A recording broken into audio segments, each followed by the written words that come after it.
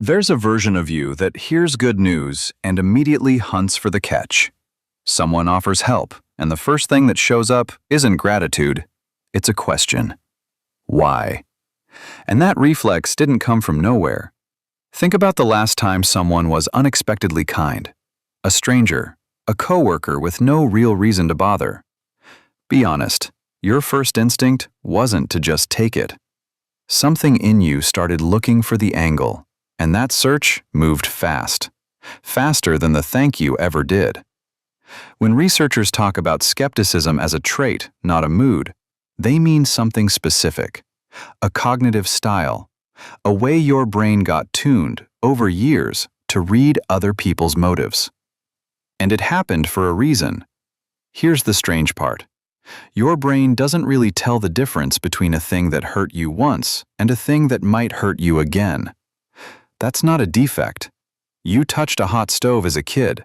Your brain didn't wait for a second burn before it changed how it treated stoves.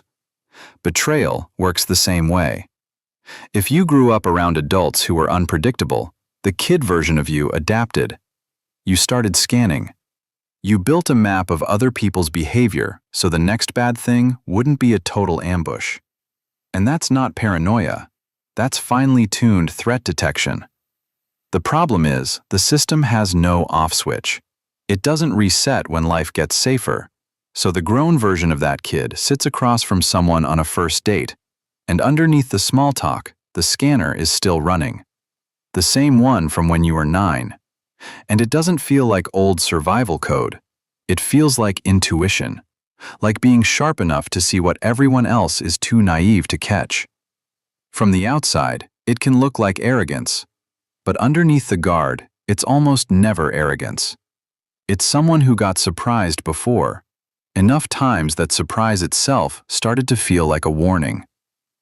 There's an idea in psychology called behavioral confirmation. Your expectations about a person shape how you act toward them, and that behavior pulls the exact response you were bracing for. You expect distance, so you give a little less warmth first. You hold back. And the other person feels that coolness and cools right back. Now the relationship is the exact temperature you predicted, and you think, see, I knew it. You're not wrong that it happened. You just can't see the part you played. Mark Snyder and William Swan documented this in 1978. Social reality is partly built by the people watching it. And from the inside, it doesn't feel like fear. It feels like clarity. But there's a specific loneliness in it. When you're always waiting for the turn, you're never fully here when things are fine. The good moments get lived at a slight distance. Still, real, calibrated skepticism is a kind of intelligence. People wired this way are harder to manipulate. They catch what slides past everyone else. They don't hand out trust on reflex, so when they do, it means something. The problem was never the trait. It's the sensitivity. A smoke detector is useful. If it screams every time you make toast, you don't tear it off the ceiling. You recalibrate it for the room you actually live in. I won't hand you something clean and resolved because it wouldn't be true.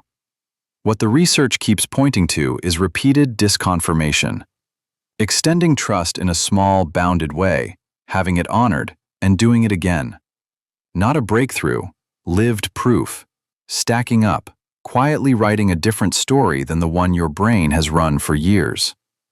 The brain learns through experience. It unlearns the same way.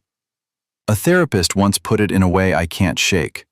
The goal isn't to become a trusting person. It's to become someone who can afford to be wrong about someone once in a while, without it meaning your whole judgment is broken. Because right now, being wrong about a person doesn't feel small. It feels like evidence that you can't trust anyone, including yourself. That's the real weight the scanner has been protecting. If you recognized something here, sit with one thing.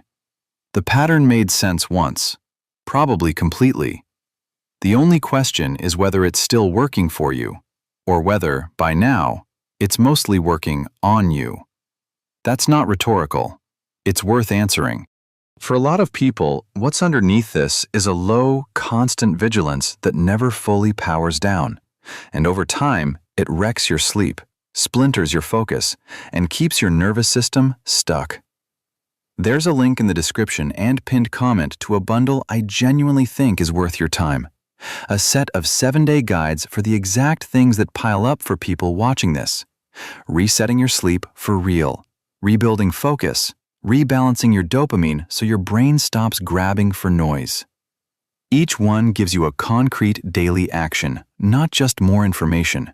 It's in the pinned comment too. And if you want more on why we pull away, why we test people, why closeness can feel like risk, subscribe and hit the bell. That's exactly the kind of thing I love.